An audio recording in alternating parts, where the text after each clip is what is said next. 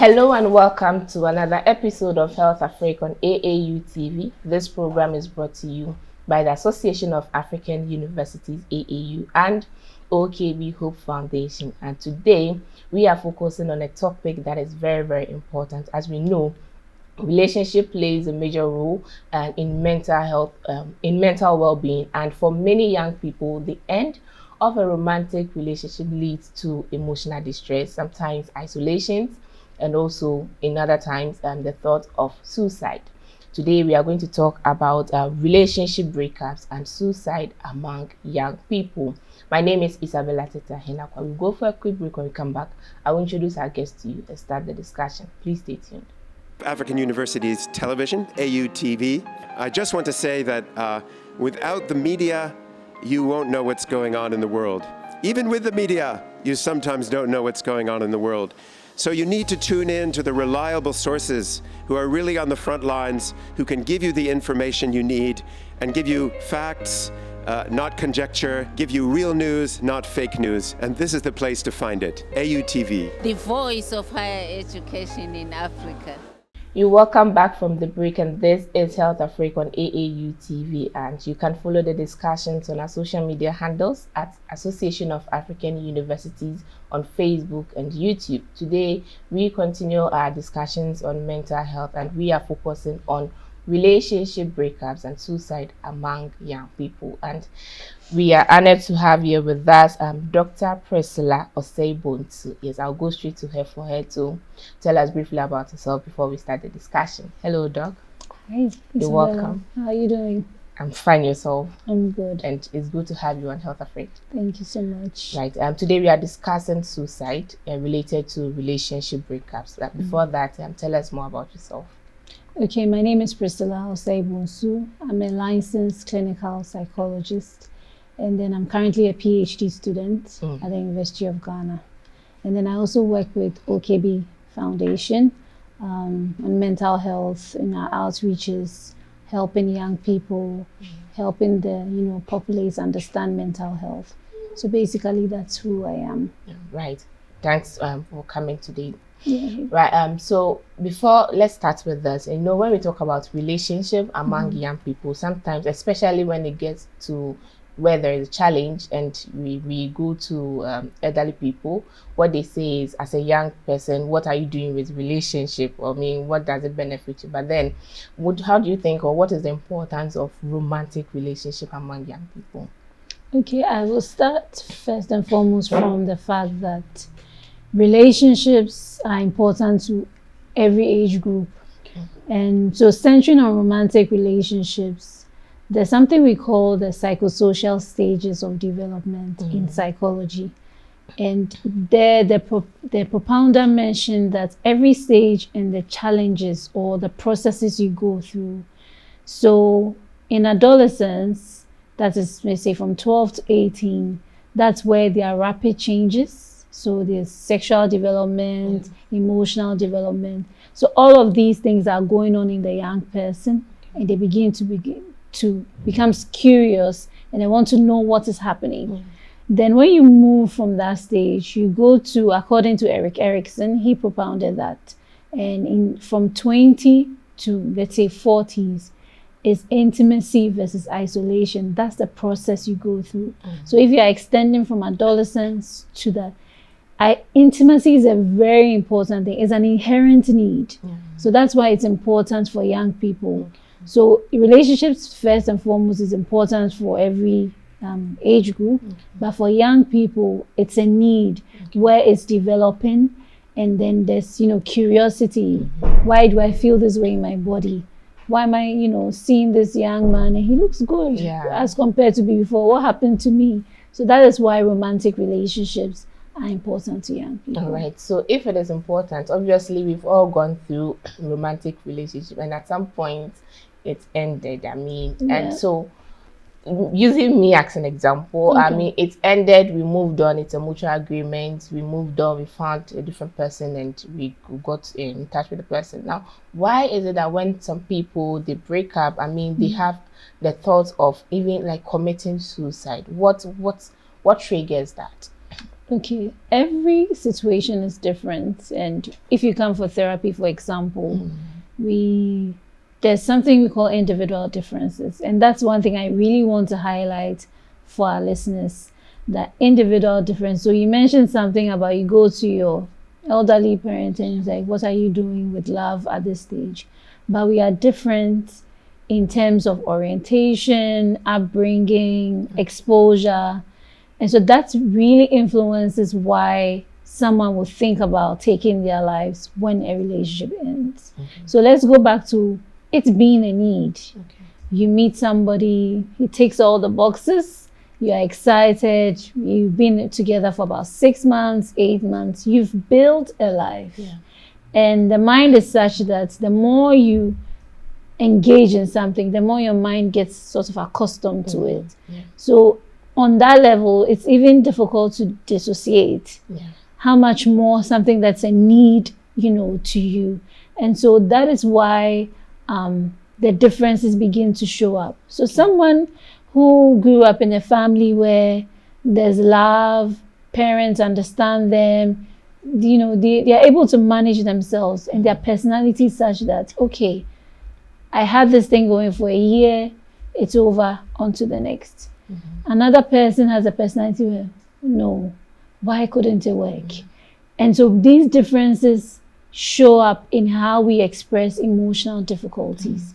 And that is why you have someone who is likely to take their lives after a relationship breakup. And then someone else is like, on to the next. Very true. So talking about upbringing, sometimes they also influence how people react when they face heartbroken. So let's say we want to support, and how do we, there are people who would like to be outside, they look okay, very okay, but within they are going through a lot. And mostly we hear about suicide issues or stories and we're like, oh, I just met these people yesterday, this person yesterday, she looks okay, so why the suicide? So how do we notice that there's an issue from outside? Like me, how do I notice that my friend is going through this situation and I need to help the person? Absolutely. Let me just take a minute to educate that suicide is just the act of taking your own life.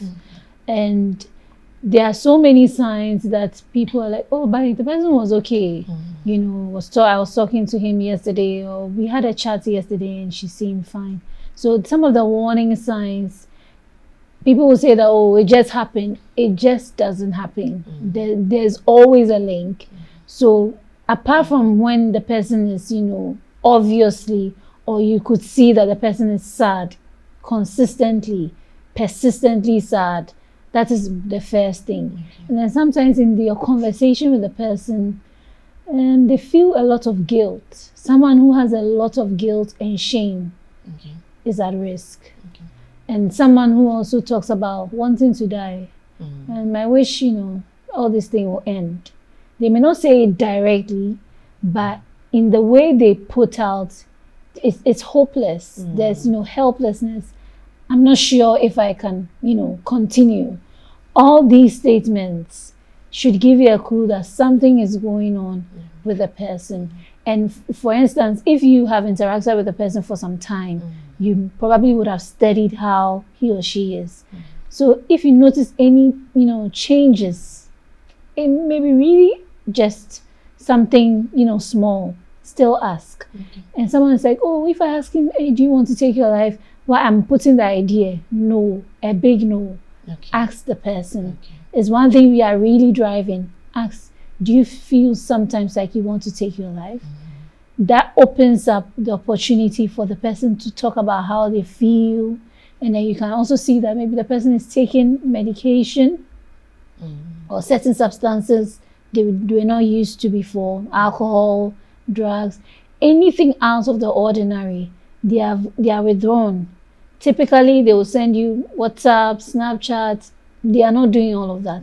So these are some of the warning signs that see that the person is in emotional distress, and you quickly have to find out if they are suicidal. Okay, and still on the sign. So you're saying that should a friend be meant talking about suicide most often, and sometimes the person may sound like joking about it or just playing with the word suicide. We should be concerned about Absolutely.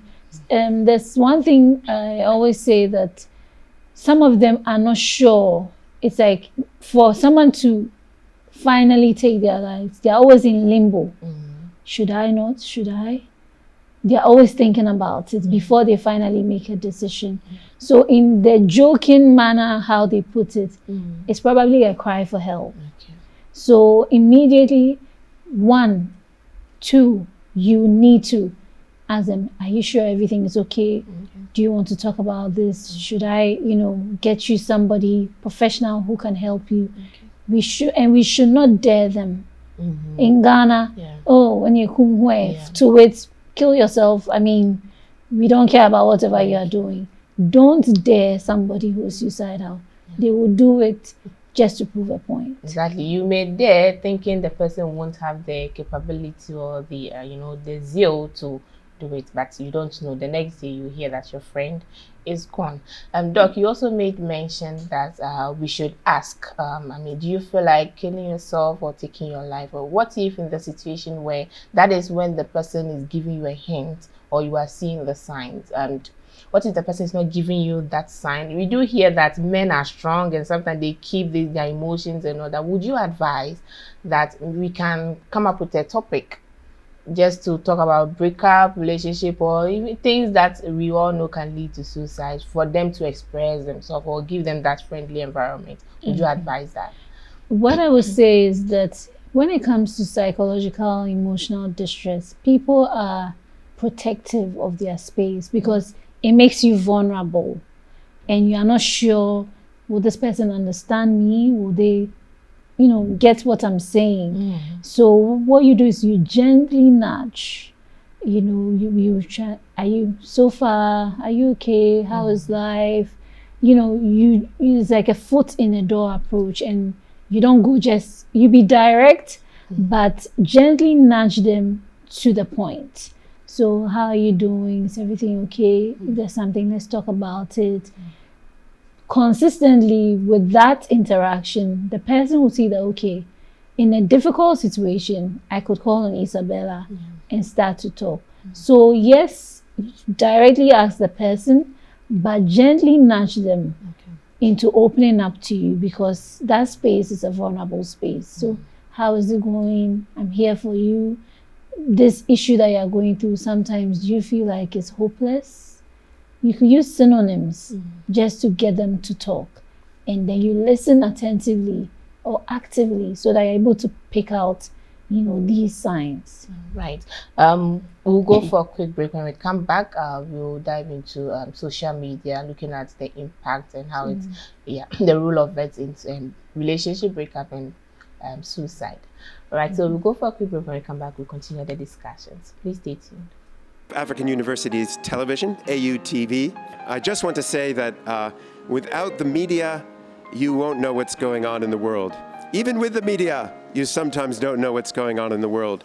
So you need to tune in to the reliable sources who are really on the front lines, who can give you the information you need and give you facts, not conjecture, give you real news, not fake news. And this is the place to find it, AUTV. The voice of higher education in Africa. Can I have my phone? And wait, you bought this one too. You bought this. So, but I've done Did you buy this? Latifa.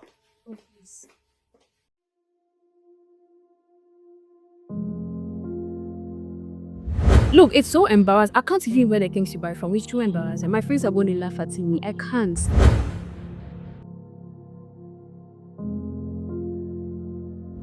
So I've never done any. How much was it?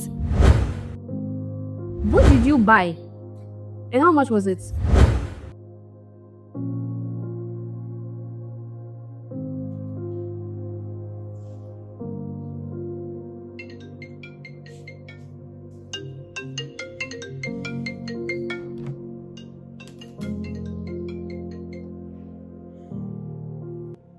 Yes, Emmanuel, how are you doing? I'm okay. Why? What's wrong? I don't know. I don't know what I've done to Latif. I don't know. I mean, I've given her every single thing. I give her money. I feed her. What I thought don't I do for this lady? I mean, Why she left you? she broke up with me.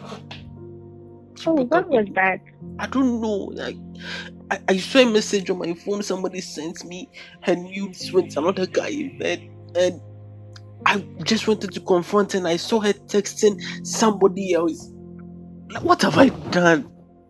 See, at this point, I think I want to leave Earth. I mean, I'm done. It's Oh okay. no, I'm no, done. no, no! You can't be done just because of the girl. Please, that is not possible. Have you tried seeking help, like getting a counselor or something, someone to talk to or something at least to hold you a bit? What are you saying? I should go and see a counselor and tell him I'm going through broken heart. I mean, how can I go and see a counselor? How is it possible? It doesn't have to be an in-person thing. I know of an AI counselor that can actually help you through your heartbreak so that you don't feel so lonely. This is not helping. Or it's just AI, so you wouldn't really be talking to a person, kind of like someone who is logical enough to take you through these emotions that you are going through. Okay. Alright, so I'll send you the link so that you have access to it. So, but what did I do wrong? What did I do wrong? You did nothing wrong. Don't mind. I know that definitely you feel better after talking to the counselor here. Okay.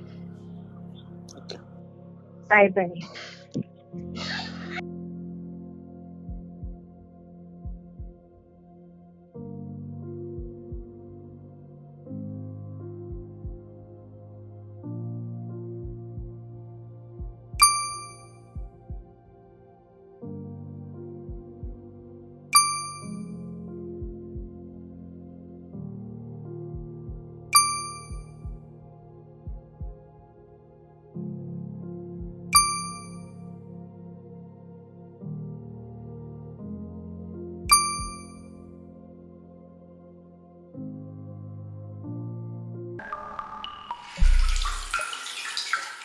You're welcome back from the break and thank you for sticking with us. This is HealthAfrik and today we are discussing relationship breakups and suicide among young people. Before the break, Doc shared with us some of the signs to see whether someone is thinking about committing suicide and also factors related to it. And Doc, thank you for sticking with us. Thank you. Right, so let's look at the role of social media. You know, we see a lot of things and we get many information on social media. Some advising of committing suicide and some, just like you made mention, daring people to commit suicide as the only solution to, you know, cut off your thinkings and all that. Share with us your expertise or your perspective, the role of social media when it comes to relationship breakups and also suicide. Okay. Social media is really powerful and we are in the age of, technology, no doubt about it. You can't do away with it. You can only control how it affects you.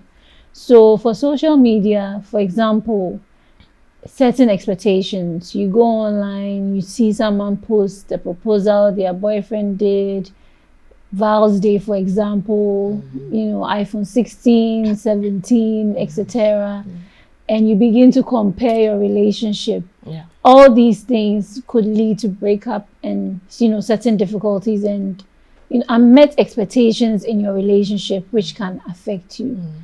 Also, social media can give you some advice. You have all of these podcasts, discussions online about relationships. And then you probably take some advice, a thing or two, and you apply to yourself. It's a double-edged sword, I would say. You can also go on there and it will help you when you're going through difficulties, when your partner proves difficulty, how can you go about it? And then on the negative side, shame. You know, maybe you were a popular person and your relationship was out there and then you break up. You probably was an influencer. So how are you going to deal with the backlash and, you know, comments from people, so on and so forth?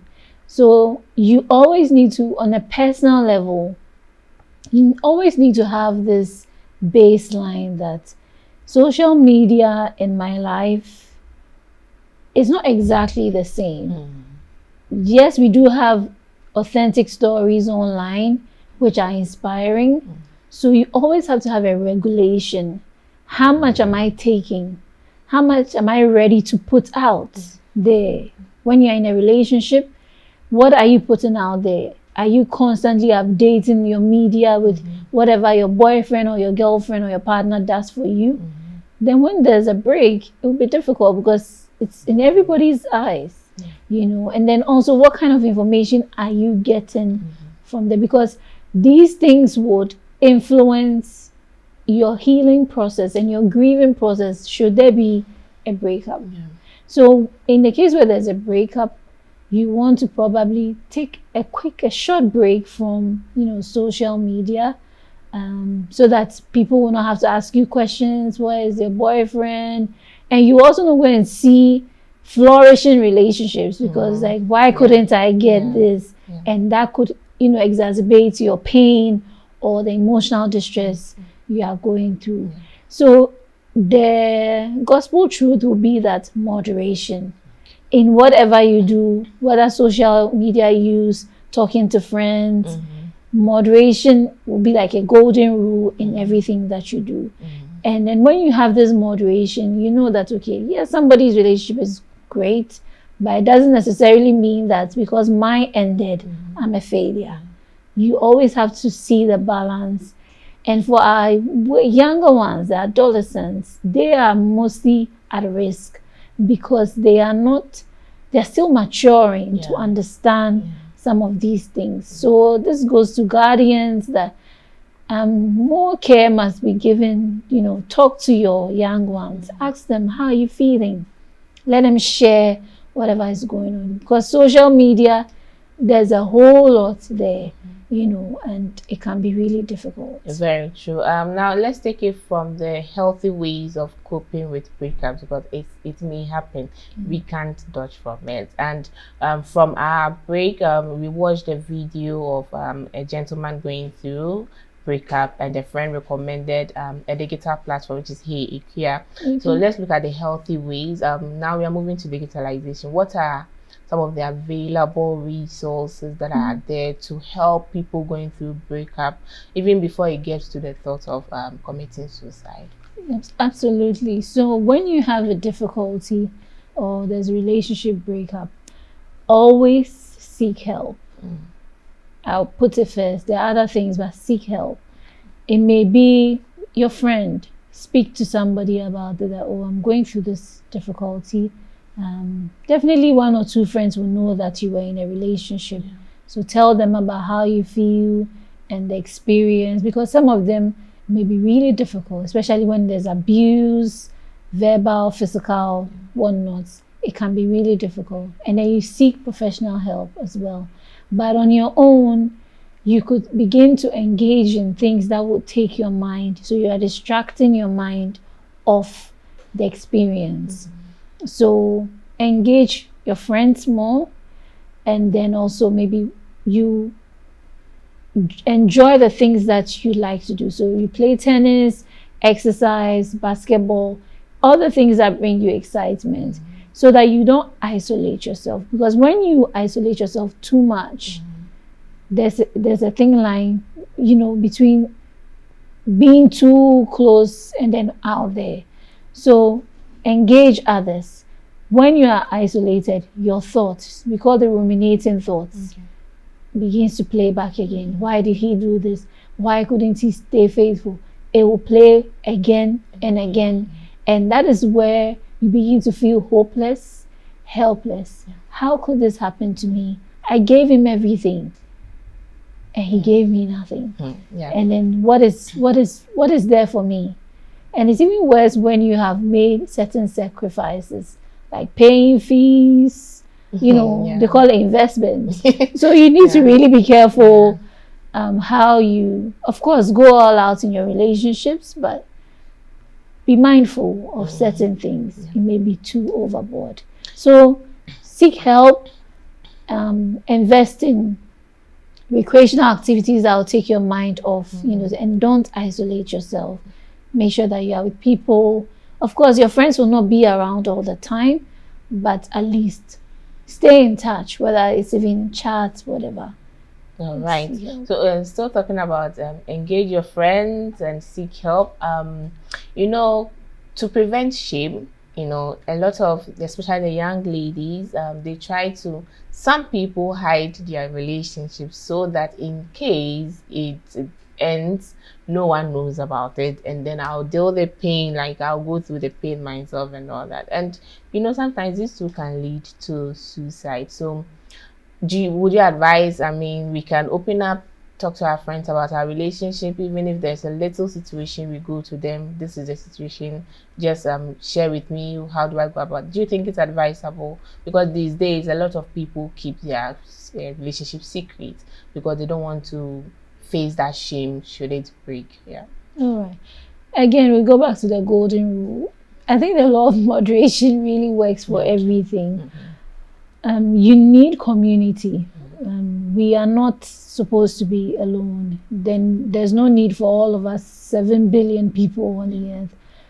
You don't overshare. And you should have people that you trust that could handle certain information that you think that needs attention. So yes, keep your relationship private because it also shows respect for your partner. But in difficulty, don't isolate yourself.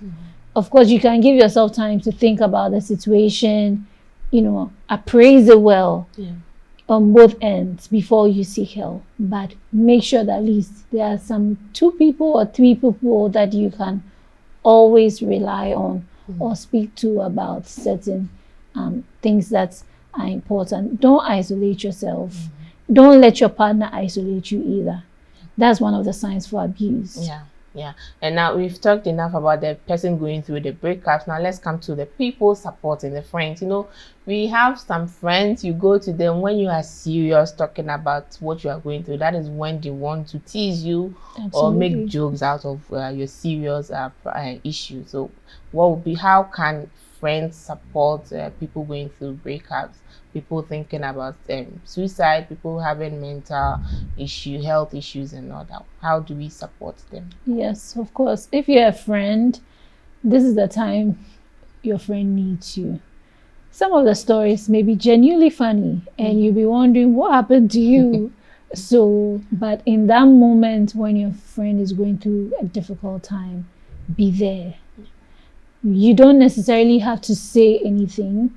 I quite remember there was a situation in my personal life. I had to help somebody and she didn't want to talk. I would just be there with her for hours. I was there. So sometimes you can just be there. The mere fact that they know that you care is enough. So be there, actively listen to whatever they are saying and don't blame them. Even when you know that, or you even advise them, don't outrightly blame them. Offer solution first. Then later when the person has calmed down, you explain to them that this is the reason why we were telling you, so that because in the moment where the emotions are high, they will not have the mental space to process whatever you are saying. So calm the emotions, support them, instrumental support, whatever, so emotional support. Sometimes they need to run errands for the person. Just be there for the person, assist them. And then even before the breakup, let's say you've seen signs of abuse, an abusive partner, and your friend won't listen. It's a dicey situation anyway. So you probably will talk to another mutual friend to gently nudge the person to see these warning signs, especially when it can be very dangerous, because some partners can be really dangerous to others, so that we don't directly say stop being in a relationship with this person. It may not end well. Just gently let them know, but be there for the person, help them out, take them out, support them, let them know their value, how important they are, because it helps them, to appreciate themselves better and pick themselves up, and ultimately help them not to think about taking their lives. Great. And as you mentioned, a failed relationship it doesn't mean I'm a failure. Yeah. So if I, as a psychologist, if I come to you Yeah. with a breakup, what would be your advice in terms of lessons, like maybe some lessons learned from the failed relationship? Just give me some tips. Okay, you should take this and this from that to your new relationship, rather than thinking you are a failure. Okay, so first and foremost, as a psychologist, you're not supposed to advise. Okay. It's a therapeutic relationship. Okay. Every case is different. Okay. Of course, there are general rules that apply. So when you meet somebody who has had a difficulty, I will work with you. What do you want to see in your life? Okay. So I want to be better. Okay. I want to be able to manage my emotions well. Okay. I want to be able to manage my anger. So these are some of the general things: emotion regulation, anger management, having a healthy self-esteem. Because some people stay in wrong relationships because nobody will come for me. But no, you are valuable, you are important as you are. So these are generally the things that I would share, but every case is different. All That's right. what I'll say. Thank you very much, Dr. Priscilla Osebonsu. Thank you for Thank you coming too. to HealthAfrik and discussing relationship breakups and suicide among young people. We would wish to have you again on our next episode. Absolutely. Thank you too. Thank you. And this brings us to the end of today's episode. As Doc mentioned, a failed relationship doesn't mean you're a failure. Actually, it should be when you reflect on yourself to develop on what you are not doing right, so that you be a good person in your next relationship. This was an interesting topic, and maybe we would delve deeper into it in another episode. My name is Isabella Tetahina. See you again. Have a nice day.